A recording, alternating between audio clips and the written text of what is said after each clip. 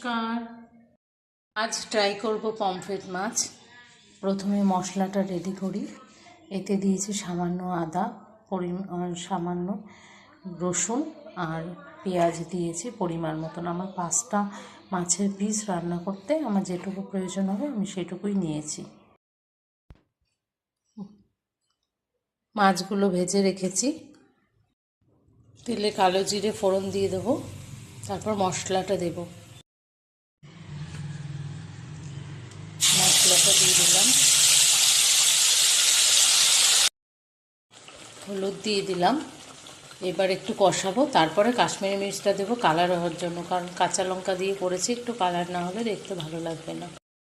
মশলাটা তেল ছেড়ে দিয়েছে, এবার লঙ্কার গুঁড়োটা দিয়ে দিলাম।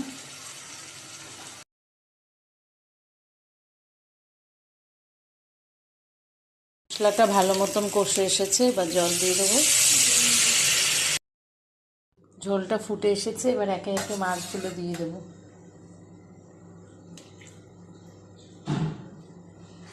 তারপর আরেকটু ফুটতে দেবো, মাছগুলো যাতে নরম হয়ে যায়। ব্যাস, রান্না শেষ। মাছের কালারটা দেখুন, খুব সুন্দর এসেছে।